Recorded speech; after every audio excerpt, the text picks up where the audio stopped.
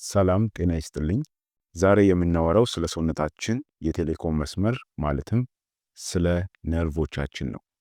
ብዙዎቻችን ሳናውቀው በየቀኑ በምናደርጋቸው ትናንሽ ስህተቶች ነርቮቻችንን እየጎዳን እንደሆነ ታውቃላችሁ? ከምንቀመጥበት መንገድ ጀምሮ እስከምንበላው ምግብ ድረስ ነርቮችን የሚጎዱና ለከፍተኛ ስቃይም የሚዳርጉ 10 አስገራሚና ጎጂ የሆኑ ስህተቶችን ዛሬ በዝርዝር እናያለን። እኔ ዶክተር አማኑኤል ነኝ። እስከ ቪዲዮ ፍጻሜ አብራችሁን ቆዩ።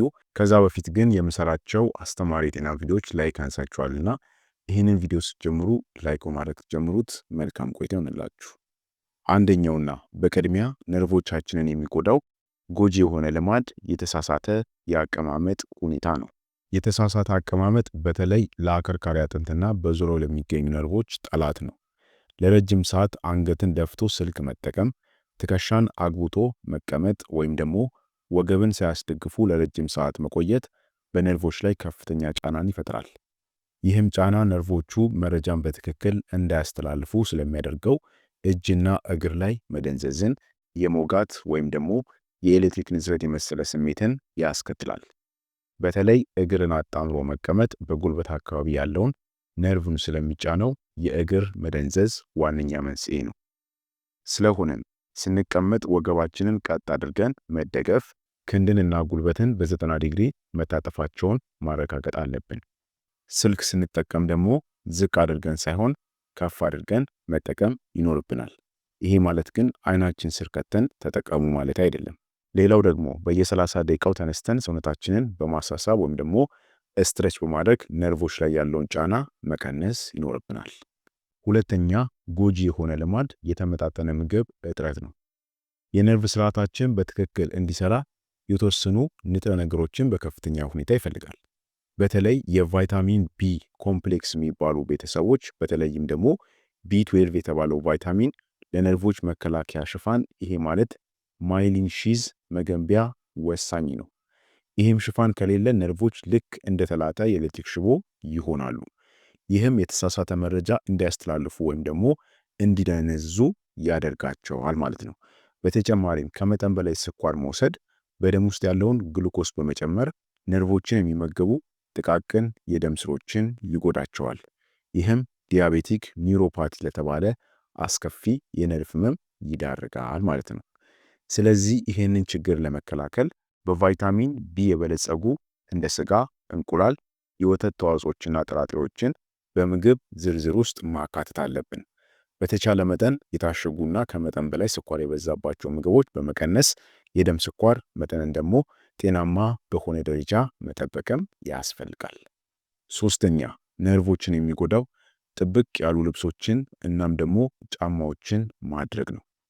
ሰውነታችንን በጣም የሚወጥሩ ልብሶችና ጫማዎች በቆዳችን ስር የሚገኙትን ነርቮችና የደም ስሮችን የማፈን ባህሪ ያላቸው። በተለይ በጣም ጠባብ የሆኑ ጂንስ ሱሪዎች በዳሌና በጭን አካባቢ የሚያልፉትን ነርቮች በመጫን ሜራልጂያ ፓራስቲቲካ ለተባለ የጭን መደንዘዝና የማቃጠል ስሜት ይዳርጋሉ። በተመሳሳይ ሁኔታም የፊት ለፊታቸው ጠባብ የሆኑ ጫማዎች በእግር ጣቶች መካከል ያሉትን ትናንሽ ነርቮች ስለሚጨምቁ ከፍተኛ ህመም፣ መደንዘዝና አልፎ ተርፎም የነርቭ እብጠትን ሊያስከትሉ ይችላሉ። ይህም ነርቮች በቂ የደም ዝውውር እንዳያገኙ በማድረግ በሂደት እንዲዳከሙ ያደርጋቸዋል ማለት ነው። ስለዚህ የነርቭ ጤንነትን ለመጠበቅ ልብሶችን ስመርጡ ለሰውነታችሁ ምቹና እንቅስቃሴን የማይገቱ መሆናቸውን ማረጋገጥ አለባችሁ። በተለይ ለረጅም ሰዓት ለሚቆዩባቸው ስራዎች ወይም ደግሞ ጉዞዎች ላይ ሰፋ ያሉና አየርን የሚያስገቡ ልብሶችን መጠቀም ይኖርባችኋል።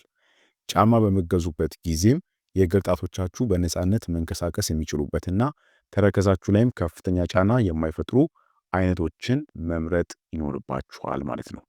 አራተኛ በቂ እንቅልፍ አለመውሰድ። እንቅልፍ ለሰውነታችን ዝም ብሎ እረፍት ብቻ ሳይሆን የጥገና ጊዜ ነው። በምንተኛበት ወቅት የነርቭ ስርዓታችን የዕለት ተዕለት መረጃዎችን በማቀነባበርና የነርቭ ሴሎችም ግንኙነታቸውን እንዲያጠናክሩ በማድረግ ራሱን ያድሳል። በቂ እንቅልፍ ካላገኘን ግን የአንጎልና የነርቭ ሴሎች መርዛማ የሆኑ ፕሮቲኖችን የማስወገድ አቅማቸው ይቀንሳል። ይህም የነርቭ ስርዓቱ እንዲዝልና በትክክልም መረጃን እንዳያስተላልፍ ያደርገዋል ማለት ነው። ስለዚህ የነርቭ ስርዓቱ ራሱን እንዲያድስ ለማገዝ በየቀኑ ከ7 እስከ 8 ሰዓት ያክል ጥራት ያለው እንቅልፍ መተኛት ይኖርብናል።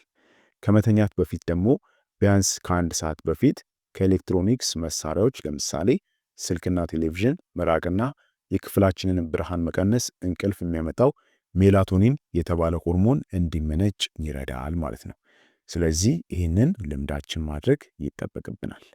5ኛ አልኮልን ከመጠን በላይ መጠቀም። አልኮል በከፍተኛ መጠን ለረጅም ጊዜ ሲወሰድ ለነርቭ ሴሎች መርዝ ነው። ይህም የአልኮሊክ ኒውሮፓቲ የተባለ የነርቭ መጉዳትን ያመጣል። አልኮል ነርቮች መረጃ የሚያስተላልፉበትን መንገድ ከማዛባቱም በላይ ሰውነታችን ለነርቭ ጤንነት ወሳኝ የሆነውን እንደ ቫይታሚን ቢ12 እና ፎሌት ያሉ ቫይታሚኖችን እንዳይመጥና እንዳይጠቀም ያግደዋል።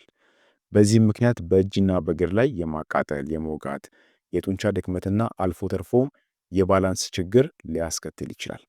ይህም ነርቮች ቀስ በቀስ እንዲሞቱና መልሰውም ለማገገም እንዲቸገሩ ያደርጋቸዋል ማለት ነው። ስለሆነም የነርቫችንን ጤንነት ለመጠበቅ ሲባል የአልኮል አጠቃቀምን በከፍተኛ ሁኔታ መቀነስ ወይም ደግሞ ሙሉ በሙሉ ማቆሙ የተሻለ አማራጭ ነው ማለት ነው። 6ኛ ተደጋጋሚ እንቅስቃሴዎች። በየቀኑ የምናደርጋቸው ተደጋጋሚ እንቅስቃሴዎች ሳናውቀው በነርቮቻችን ላይ ትልቅ ጉዳት ሊያደርሱ ይችላሉ። ለምሳሌ ለረጅም ሰዓት በኮምፒውተር መጻፍ፣ ስልክ ላይ በብዛት መጻፍ ወይም ደግሞ ተመሳሳይ የእጅ እንቅስቃሴን የሚጠይቁ ስራዎችን መስራት በእጅ አንጓ ላይ ያሉትን ነርቮች ይጫናሉ። ይህም ካርፐል ታነል ሲንድረም ለተባለ ህመም ይዳርጋል። ነርቮች በጡንቻዎችና በአጥንቶች መካከል ተጭነው ለረጅም ጊዜ ሲቆዩ በእጅና በጣቶች ላይ የጥዝጣዜ፣ የመደንዘዝ ወይም ደግሞ ልክ እንደ መርፌ የመውጋት ስሜት ይፈጥራሉ። ይህም ደግሞ ቀስ በቀስ የእጅ ጡንቻዎች ሊያዳክም ይችላል ማለት ነው። ስለዚህ ይህንን ለመከላከል በስራ መካከል አጫጭር እረፍቶችን መውሰድና እጅን ስትሬች ማድረግ በጣም አስፈላጊ ነው ማለት ነው። 7ኛ ከመጠን በላይ መጨነቅ። ከፍተኛና ተከታታይነት ያለው ጭንቀት ለአእምሮ ብቻም ሳይሆን ለነርቭ ስርዓታችንም ጠላት ነው። ሰውነታችን ሲጨነቅ ኮርቲሶል የተባለ ሆርሞን በከፍተኛ መጠን ያመነጫል። ይህም ሆርሞን ለረጅም ጊዜ በደማችን ውስጥ መቆየቱ የነርቭ ሴሎች እርስ በርሳቸው የሚያደርጉትን ግንኙነት ያዳክመዋል። አልፎ ተርፎም የነርቭ ሴሎችን ሊገድል ይችላል። ስለዚህ የጭንቀት መጠንን ለመቀነስ በየቀኑ ለራስ የሚሆን የጸጥታ ጊዜን መስጠት ይኖርብናል። እንደ ጥልቅ ትንፋሽ መውሰድ፣ ማሰላሰል ወይም ደግሞ ሜዲቴት ማድረግ ወይም ቀላል የሚባሉ አካላዊ እንቅስቃሴዎችን ማድረግ የኮርቲሶል መጠንን በመቀነስ ነርቮች እንዲረጋጉና ጤናማም እንዲሆኑ ያደርጋል ማለት ነው። 8ኛ ነርቫችንን በከፍተኛ ሁኔታ የሚጎዳው ከፍተኛ የጨው አጠቃቀም ነው። ከመጠን በላይ ጨው መውሰድ በቀጥታም ሆነ በተዘዋዋሪ የነርቭ ስርዓታችንን ይጎዳል። ጨው በሰውነታችን ውስጥ የፈሳሽ መጠን እንዲበራከት በማድረግ የደም ግፊትን ይጨምራል። ከፍተኛ የደም ግፊት ደግሞ ነርቮችን የሚመገቡትንና ኦክሲጅንም የሚያደርሱትን ጥቃቅን የደም ስሮችን ያጠባቸዋል ወይም ደግሞ ይጎዳቸዋል። ነርቮች በቂ ደምና አልሚ ምግብ ካላገኙ ደግሞ ተግባራቸውን በአግባቡ ማከናወን አይችሉም ማለት ነው። ስለዚህ የነርቫችንን ጤንነት ለመጠበቅ በምግብ ውስጥ የምንጠቀመውን የጨው መጠን በከፍተኛ ሁኔታ መቀነስ ይኖርብናል ማለት ነው። በተለይ የታሸጉ ምግቦች፣ ቺፕሶችና ፈጣን ምግቦች ወይም ደግሞ ፋስት ፉድ የሚባሉ ምግቦች ከፍተኛ የሆነ የጨው ክምችት ስላላቸው አጠቃቀማቸው መቀነስ ወይም ማስወገድ የሚመከር ነው። 9ኛ የውሃ ጥም። የሰውነታችን የነርቭ ስርዓት መረጃን ከአንድ ቦታ ወደ ሌላው የሚያስተላልፈው በኤሌክትሪክ ምልክቶች አማካኝነት ነው። እነዚህ ምልክቶች ደግሞ በነርቭ ሴሎች ውስጥ በትክክል እንዲጓዙ በቂ ፈሳሽና እንደ ሶዲየም፣ ፖታሺየም ያሉ ማዕድናት ደግሞ ሚዛናቸው የተጠበቀ መሆን አለበት። በቂ ውሃ በማናገኝበት ጊዜ ታዲያ ይህ የኤሌክትሪክ ስርጭት ይስተጓጎላል። ይህም ታዲያ ነርቮች እንዲቆጡና የተሳሳተ መልእክት እንዲልኩ ያደርጋቸዋል ማለት ነው።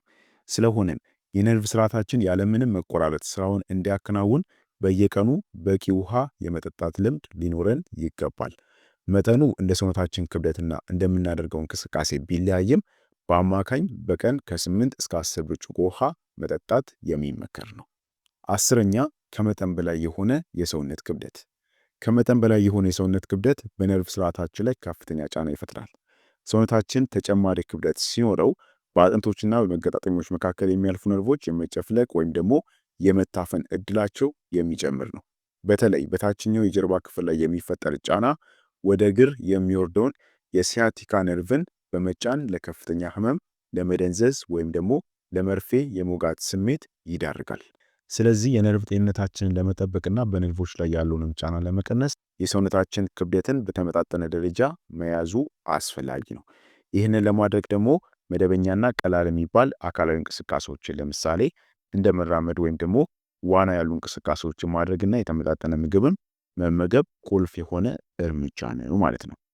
ስለዚህ እነዚህ በዋነኛነት 10 ያየናቸው ጎጂ ልማዶች ወይም ደግሞ ሳናውቅ የምናደርጋቸው ነገሮች በከፍተኛ ሁኔታ በጊዜ ሂደት ነርቮቻችንን እየጎዱ የሚሄዱና ነርቮቻችንን ለአደጋ የሚዳርጉ ጎጂ ልማዶች ወይም ደግሞ ስህተቶች ናቸው ማለት ነው። ስለሆነም ዛሬ የተነጋገርንባቸው 10 ነጥቦች ቀላል ቢመስሉም በተግባር ላይ ካዋልናቸው ግን ከብዙ ስቃይና መታወክ ይታደጉናል። እናንተስ ከነዚህ ልምዶች ውስጥ የትኛው ይበልጥ የምታደርጉት ነው? ሐሳባችሁን ኮሜንት ላይ አስቀምጡልኝ። ቪዲዮ ጠቃሚ ሆኖ ካገኛችሁትም ለወዳጅ ዘመዶቻችሁ ሼር በማድረግ የነርቭን ጤንነት እንዲጠበቅ አድርጉ። በቀጣይ በሌላ አስተማሪ የጤና ቪዲዮ የምንገናኝ ይሆናል። እስከዛው በጤና ቆዩልኝ። ቻው።